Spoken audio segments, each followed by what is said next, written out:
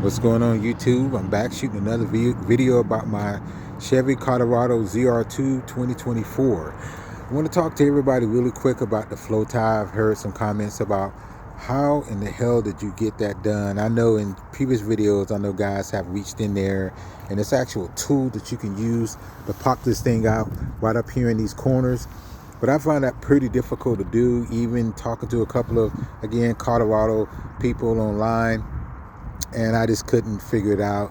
So what I did basically was wrap the truck with regular painter's tape around these edges here.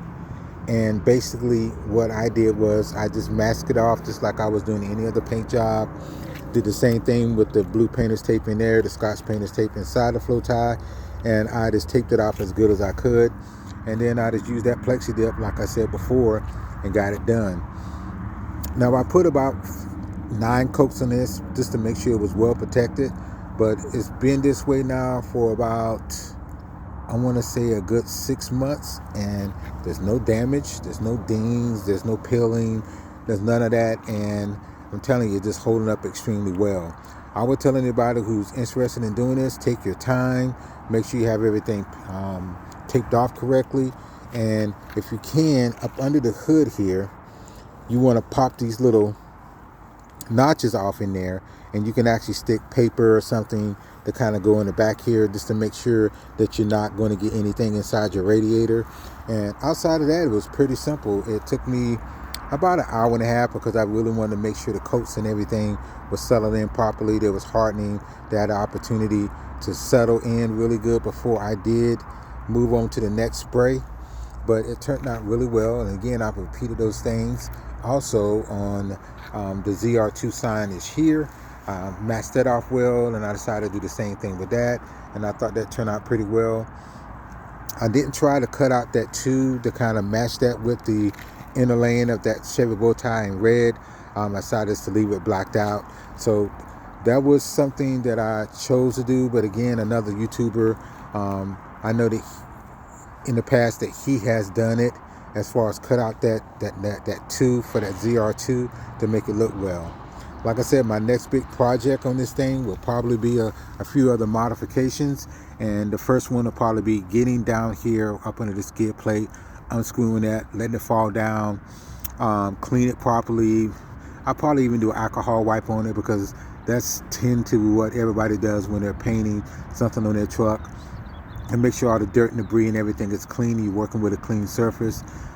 Get some bed liner spray and spray that thing down, and give it another, really cool mod, on the truck. So that's my next big thing to do on here. So I'm gonna go over here to the side real quick on my truck because I want to talk about these side assist steps.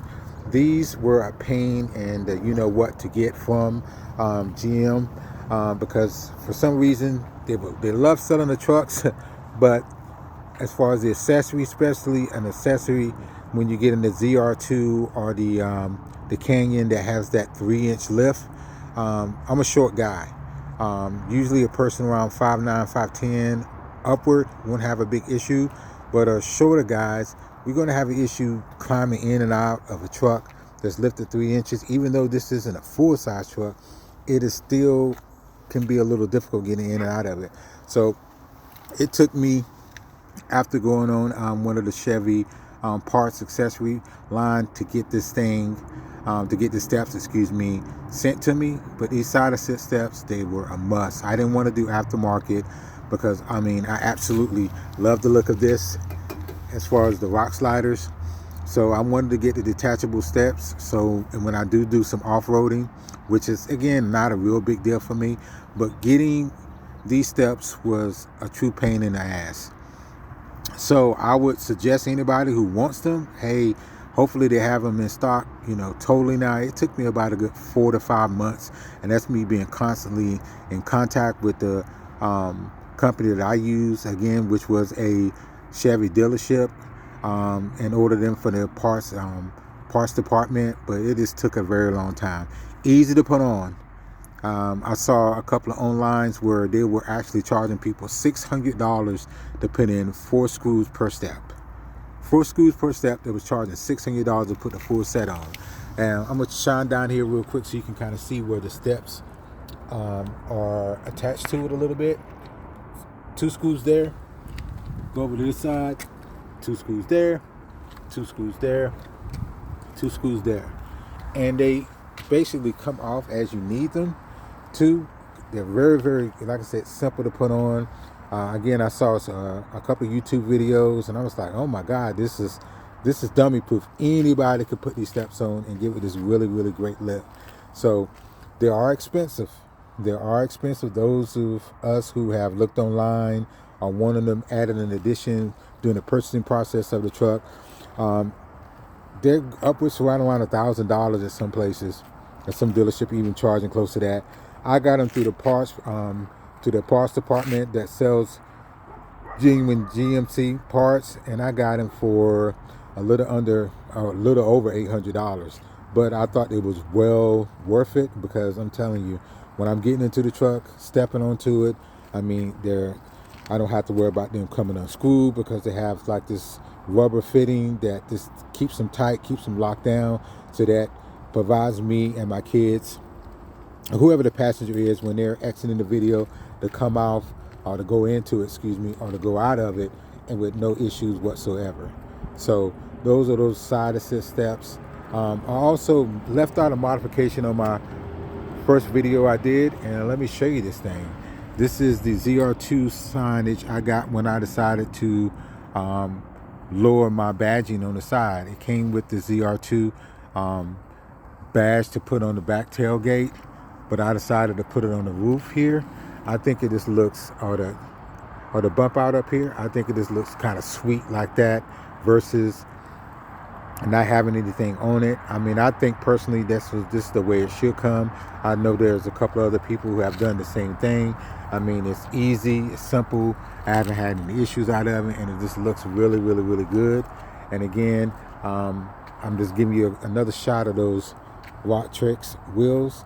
And like I said, those things are just absolutely beautiful. I love the way this truck has turned out. Like I said, I got more modifications coming. I talked to you about the skid plate up front, but this is another one that I'm going to do. Up top here on that third brake light, it looks horrible, right? It absolutely looks horrible.